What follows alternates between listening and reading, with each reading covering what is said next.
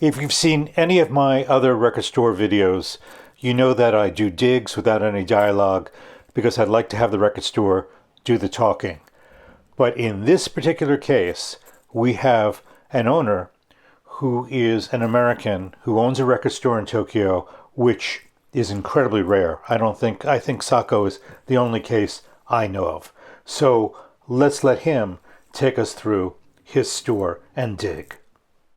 So that is an artist from Shanghai. She's a producer. I would say it's like future bass, future kid music.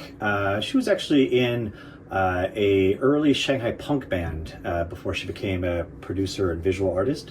Really amazing stuff. So this artist, Disparity, is actually a Taiwanese artist, and basically dance music producer. I would say left field dance music.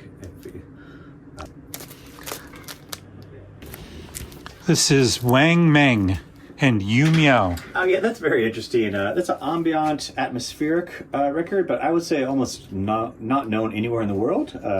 I think it's never been sold on Discogs. I've never seen it distributed. It came out a couple years ago, and I bought a bunch of copies. But it's a little bit underrepresented Chinese ambient record. I think there's kind of elements of some traditional Chinese music style in it. It's nice. This is like, how well do you know your merchandise? Connie Mac. Connie Mac. This one is an 80s Cantonese pop. I don't know this one is strong. Actually, my friend bought this one, but we went on our trip to Hong Kong recently, so I don't know too much about Connie Mac. She looks fun though. She does look fun. This one. Actually, one that'd be interesting is if you pick one that has. So there's this. Do you know what the Wrecking Crew is? From the States, right? Yeah. So they're what they did, like the backing albums of all the 60s records, like popular. But there was a similar crew called the Stylers, and they were the backing band for I would say almost 30% of the Mandarin and Cantonese pop records. They usually more on the rock side, but yeah. So if you maybe ask about this one, I can mention the Stylers. I just did.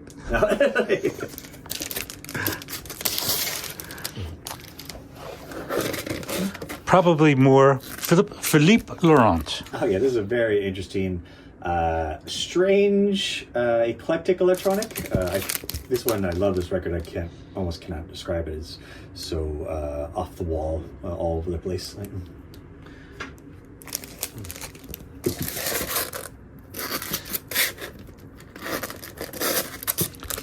XYR Labyrinth.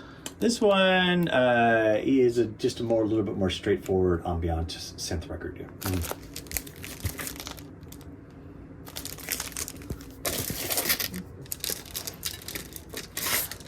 Fatima Al Qadiri. Yeah, this is an interesting one. I believe from Hyperdub label, which is based in Europe or UK. They Hyperdub focus on deeper electronic, and this one also uses some elements of more traditional Middle Eastern music, along with the electronic production, and on the more of the ambient side. It's quite nice.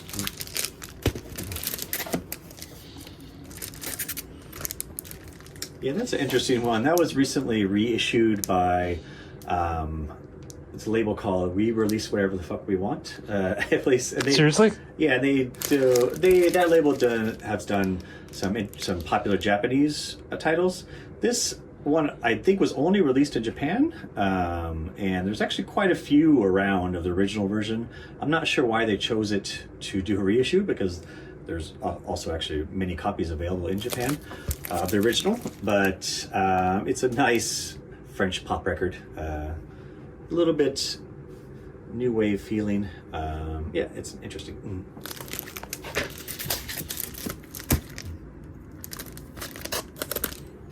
Patrice Sciortino.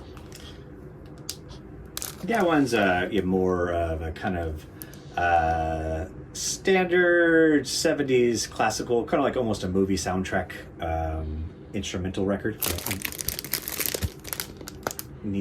Classical movie soundtrack style.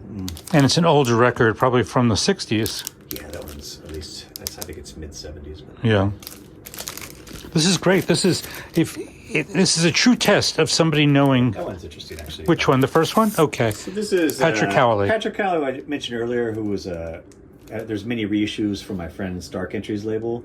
This is actually one of his popular records that came out in the early 80s on it came out in Europe and America. But this version itself is a Hong Kong version. It was very rare to see a Hong Kong obscure disco record.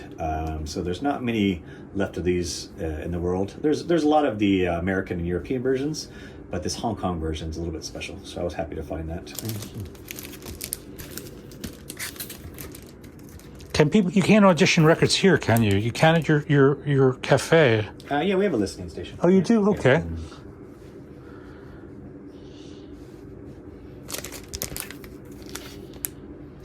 Yeah, so these are all from the Dark Entries label, which are reissues. This one being compilation. Yeah, post-punk artist. And this one. Yeah, so this is a series he put out of more techno, but this one is actually not a reissue. So this would be, I think, a newer artist. Actually, I need to check that.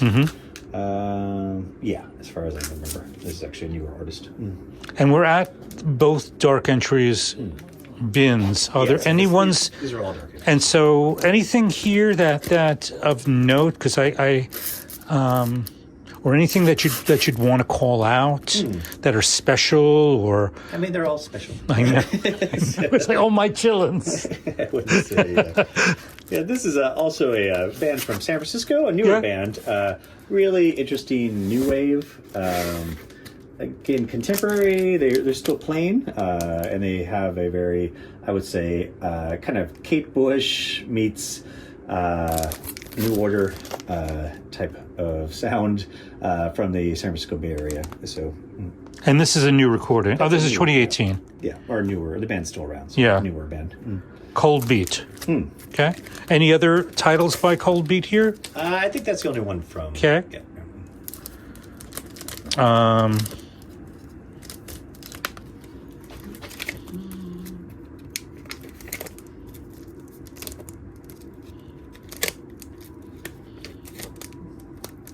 How about this one? Yeah, so there's when there's more than a few releases on Dark Entry. This is mostly like dark electronic on the industrial side. Very interesting, a little bit minimal. The original stuff came out in the 80s, so this is, I think, overlooked 80s dark wave or industrial is what this artist is. Cyrnai. I'm not exactly sure where they're from. They look like they're from Germany or some dark place, but I couldn't. There's another one here called Charred Remains, or Charred Blossoms, sorry, from the same artist. Like, and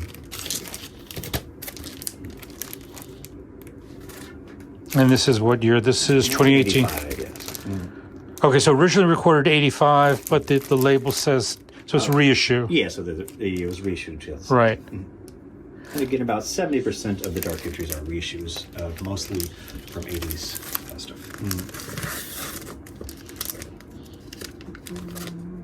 Okay.